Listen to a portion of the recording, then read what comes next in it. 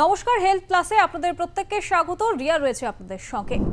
আপনি চোখে হঠাৎ করে ঝাপসা দেখছেন, ধরুন আপনি খবরের কাগজ পড়ছেন, শিরোনামের বড় লেখা পড়তে কোনো অসুবিধে হচ্ছে না, ছোট লেখাগুলো দেখতে প্রচন্ড চাপ পড়ছে চোখে।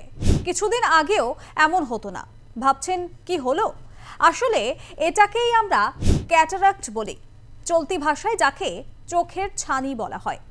আজকের আমাদের আলোচনা ক্যাটারাক্ট। ছানি বলতেই যেন চোখের উপরে ভেসে আসে বয়স্ক কোনো একজনের ছবি। চুলে পাক ধরেছে, চামড়া কুঁচকে গেছে, চোখে ছানি পড়েছে। আমরা অনেকেই ভেবেই নিই এটা কোনো বয়সজনিত সমস্যা। তবে আলোচনার প্রথমেই বলে রাখি, আপনি এক ভ্রান্ত ধারণা নিয়ে বসে আছেন। এখন ক্যাটারাক্ট বা চোখের ছানির সমস্যায় ভুগছে শিশুরাও। আর শুধু শিশুই বা বলছি কেন, বাদ যাচ্ছে না সদ্যজাত শিশুও। একে একে আপনাদের সামনে তুলে ধরব সবটা। প্রথমেই আলোকপাত করা যাক ক্যাটারাক্ট কি সে বিষয়ে।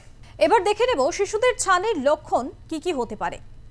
চোখের সাদাটে বা ঘোলাটে ভাব, চোখের মনির মাঝখানে সাদা তুলোর মতো আস্তরণ দেখা যেতে পারে।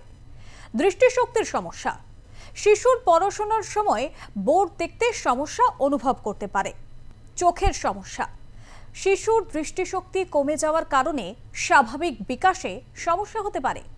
এবার আসা যাক শিশুদের ক্যাটারাক্ট বা ছানি কত ধরনের হয়। শিশুদের ছানির ধরন। জন্মগত ছানি, কিছু শিশু ছানি নিয়ে জন্মগ্রহণ করে অথবা শৈশবে প্রায়শই উভয় চোখেই এটি দেখা যায়। এই ধরনের ছানি শিশু দৃষ্টিশক্তিকে প্রভাবিত নাও করতে পারে। সেকেন্ডারি ছানি, এই ছানি অন্য কোনো অসুস্থতার কারণে তৈরি হয়। এর মধ্যে ডায়াবেটিস বা চোখের সমস্যা থাকতে পারে। স্টেরয়েডের মতো ওষুধের কারণেও হতে পারে ছানি। আঘাতজনিত ছানি, চোখের আঘাতের কারণেও ছানি হতে পারে। চোখে আঘাতের পর এটি হতে পারে অথবা কয়েক বছর পরেও এটি হতে পারে। বিকিরণ ছানি, ছানি কিছু ধরনের বিকিরণের সংস্পর্শে আসার পরই শুরু হয়। এতক্ষণ আপনাদের সামনে তুলে ধরলাম শিশুদের চোখের ছানি নিয়ে খুঁটিনাটি দিক। তবে মাথায় রাখতে হবে, এই সমস্যা থেকে বাদ যাচ্ছে না একদম সদ্যজাত শিশুরাও। ছানি নিয়েই মায়ের গর্ভে থেকে সে জন্মায়। চিকিৎসকের ভাষায় যাকে বলে কনজেনিটাল ক্যাটারাক্ট। আবার বয়স যখন 2 মাস বা 3 মাস, তখন যদি বাড়ির লোকজন খেয়াল করেন যে চোখের মনির ঠিক মাঝখানে সাদা তুলোর মতো একটা চাদর রয়েছে, তাহলে বুঝতে হবে সেটি ছানিরই লক্ষণ। স্কুলে যাওয়া শুরু করেছে যে শিশু, তারও কিন্তু ছানি পড়তে পারে যখন তখন। সেটি হলো পেডিয়াট্রিক ক্যাটারাক্ট। এবার আসা যাক কি কারণে শিশুর চোখে ছানি পড়ে সেই বিষয়ে। 1. মায়ের অপুষ্টি, মেটাবলিক ডিসঅর্ডার থাকলে অথবা শিশুর শরীরে বিপাকক্রিয়াজনিত সমস্যা থাকলে চোখে ছানি পড়তে পারে। 2. ক্রোমোজোমের ত্রুটি বা জিনগত কারণে ছানি পড়তে পারে। 3. বংশগতভাবে বাবা মা বা পরিবারের কারো চোখের অসুখ থাকলে প্রভাব পড়তে পারে শিশুর। 4. মায়ের গর্ভে থাকার সময়ে রুবেলা সাইটোমেগালো ভাইরাসের সংক্রমণ হতে পারে। 5. প্রসবের সময়ে সংক্রমণজনিত কারণেও সদ্যজাতের ছানি পড়তে পারে। 6. মায়ের থাইরয়েড, HIV, ডায়াবেটিস থাকলে শিশুর চোখের অসুখ হতে পারে। 7. শিশুর শরীরে বিপাকক্রিয়াজনিত সমস্যা থাকলে চোখে ছানি পড়তে পারে। 8. অস্ত্রোপচারের সময়ে মায়ের রক্তে শর্করার মাত্রা কমতে থাকলে প্রভাব পড়ে গর্ভস্থ শিশুর চোখে। 9. স্বাভাবিক প্রসবের সময়ে আঘাত লেগে চোখের সমস্যা হতে পারে। আপনি ক্যাটারাক্ট সমস্যায় ভুগছেন, আপনার চোখে ছানি পড়েছে, সামনের লেখা ঝাপসা লাগছে, বা আপনার শিশু এই সমস্যায় ভুগছে, অপারেশন করতে হবে সিদ্ধান্ত নিয়েছেন, কিন্তু তার জন্য সবচেয়ে গুরুত্বপূর্ণ বিষয় যেটি, তা হলো খরচ। খরচ কত? এবার আমরা আলোকপাত করব সেই বিষয়ের দিকে। ছানি অস্ত্রোপচার বিশ্বব্যাপী পরিচালিত সবচেয়ে সাধারণ এবং সফল চোখের পদ্ধতিগুলির মধ্যে একটি। অন্যান্য অনেক দেশের তুলনায় ভারতে তুলনামূলকভাবে সাশ্রয়ী এই অস্ত্রোপচার। কলকাতায় ছানি অস্ত্রোপচারের খরচ আনুমানিক 7,000 টাকা থেকে 1 লক্ষ টাকা পর্যন্ত হতে পারে। ছানি অস্ত্রোপচারের ধরন। ছোট ছেদ ছানি সার্জারি 10,000 থেকে 25,000 টাকা। ফ্যাকোইমালসিফিকেশন 25,000 থেকে 70,000 টাকা। এমআইসিএস ফ্যাকোইমালসিফিকেশন 42,000 থেকে 1,60,000 টাকা। আরেকটা বিষয়ে আসা যাক, যা ছানি অস্ত্রোপচারের জন্য অত্যন্ত গুরুত্বপূর্ণ। এবার আপনাদের সামনে তুলে ধরবো কোন লেন্সের কেমন দাম হয়। প্রথমেই বলবো কত ধরনের লেন্স হয়। লেন্সের ধরন: মনোফোকাল লেন্স, মাল্টিফোকাল বা ট্রাইফোকাল লেন্স, টরিক লেন্স, অ্যাস্টিগমাটিজমের জন্য যা ব্যবহার করা হয়। কলকাতায় ছানি অস্ত্রোপচারের ব্যবহৃত মনোফোকাল লেন্সের দাম ভারতীয় লেন্সের জন্য 7,500 থেকে 15,500 টাকা। বিদেশি লেন্সের জন্য 18,500 থেকে 31,000 টাকা পর্যন্ত হতে পারে। টরিক লেন্সগুলি বিশেষভাবে ছানি অপারেশনের পাশাপাশি দৃষ্টিভঙ্গি সংশোধন করার জন্য ডিজাইন করা হয়। কলকাতায় ছানি অস্ত্রোপচারে ব্যবহৃত টরিক লেন্সের দাম ভারতীয় লেন্সের জন্য 32,500 টাকা থেকে শুরু হয়, বিদেশি লেন্সের জন্য যা 40,500 টাকা। মাল্টিফোকাল লেন্সগুলি একাধিক ফোকাল পয়েন্ট প্রদান করে, যা বিভিন্ন দূরত্বে স্পষ্ট দৃষ্টিতে সাহায্য করে। কলকাতায় ছানি অস্ত্রোপচারে ব্যবহৃত মাল্টিফোকাল লেন্সের দাম ভারতীয় লেন্সের জন্য 50,000 থেকে 65,000 টাকা এবং বিদেশি লেন্সের জন্য 85,000 থেকে 1,00,000 টাকা পর্যন্ত হতে পারে। ছানি অপারেশনের জন্য রয়েছে বীমা এবং সরকারি সহায়তা। এবার আপনাদের সামনে তুলে ধরব সেই বিষয়। বীমা ও সরকারি সহায়তা। আয়ুষ্মান ভারত, CGHS, ESI রাজ্য স্বাস্থ্য প্রকল্প। ক্যাটারাক্ট থেকে রেহাই নেই সদ্যজাতেরও। শিশুদের চোখে কত ধরনের ছানি সাধারণত হয়ে থাকে তা একে একে আপনাদের সামনে তুলে ধরেছি। শিশুদের ক্যাটারাক্ট নিয়ে কথা বলেছিলাম মালদা মেডিকেল কলেজ ও হাসপাতালের চক্ষু বিভাগের অ্যাসিস্ট্যান্ট প্রফেসর ডক্টর সোমনাথ চৌধুরীর সঙ্গে।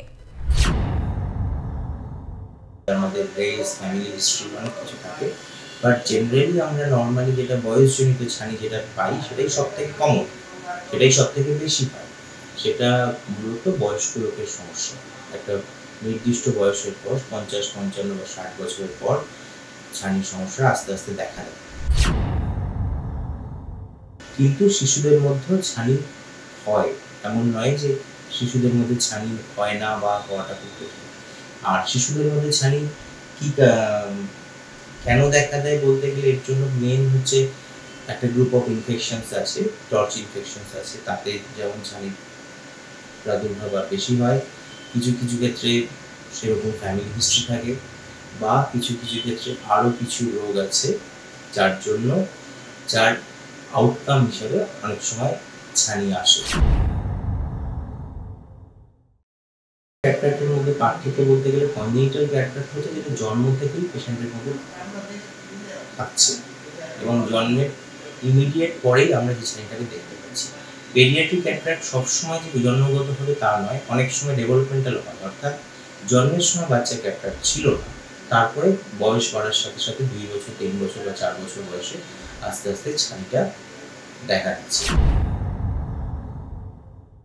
বাচ্চার বাবা মাকে সবসময় খেয়াল রাখতে হবে যে আমার বাচ্চা, প্রথম কথা জন্মের সঙ্গে সঙ্গে যেটা দেখার, যে সেটা অবশ্যই সেই সময় যারা শিশুরোগ বিশেষজ্ঞ থাকবেন তারাই মূলত দেখবেন যে বাচ্চার কোনো কনজেনিটাল ক্যাটারাক্ট আছে কিনা।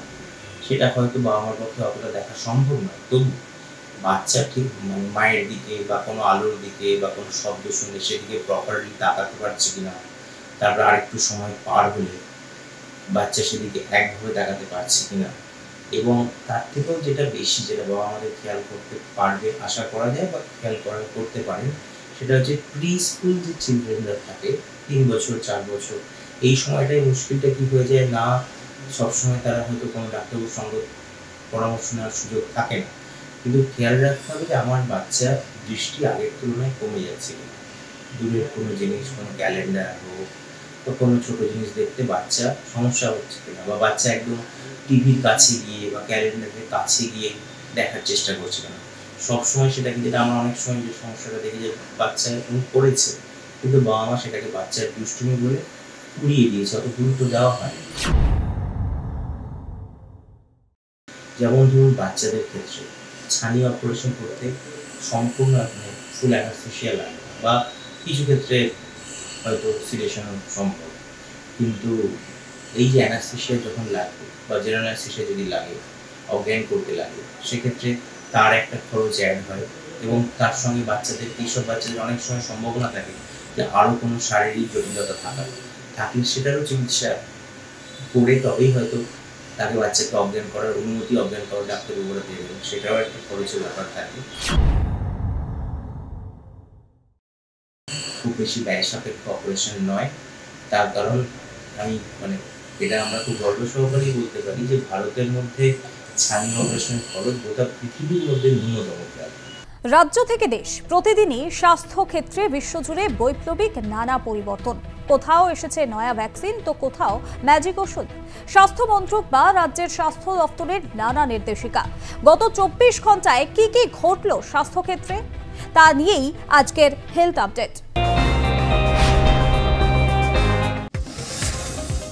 আবহাওয়ার পরিবর্তন হতেই জাপানে ক্রমেই মহামারী থেকেও চরম আকার ধারণ করছে ইনফ্লুয়েঞ্জা। অতিমারি ঘোষণা করা হয়েছে জাপান সরকারের স্বাস্থ্য মন্ত্রকের পক্ষ থেকে। জাপান প্রশাসন সূত্রে খবর, অক্টোবরের মধ্যে 4030 জন আক্রান্ত হয়েছেন।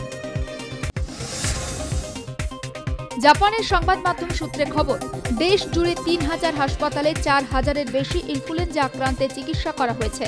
সংক্রমণ রুখতে 135টি school, kindergarten, child care centre বন্ধ করে দেওয়া হয়েছে। কেরালায় অ্যামিবিক মেনিনগো এনসেফালাইটিসের থাবা। এটি একটি মস্তিষ্কের সংক্রমণ। ফের 104 জনের আক্রান্ত হওয়ার খবর। ইতিমধ্যে 23 জনের মৃত্যু হয়েছে। সেপ্টেম্বরে 71 জনের আক্রান্ত হওয়ার খবর পাওয়া গিয়েছিল। আক্রান্তদের মধ্যে 19 জনের মৃত্যু হয়। এটি একটি বিরল মস্তিষ্কের সংক্রমণ। ওষুধের গুণমান যাচাই নিয়ে নয়া নির্দেশিকা রাজ্যের। প্রতিটি ওষুধ ব্যবহারের মেয়াদ ও তার বৈধতা যাচাই করে ও স্টকে থাকা ওষুধ রোগীদের কাছে পাঠানোর আগে তার মান নির্ণয় করতে হবে। আগামী 7 দিনের মধ্যে রিপোর্ট তলব স্বাস্থ্য মন্ত্রকের। কামারহাটি 10 নম্বর ওয়ার্ডে জন্ডিসের প্রকোপ। নিকাশি সমস্যার কারণেই পাইপ বসানো হচ্ছে। এর মধ্যে জন্ডিসের প্রকোপ।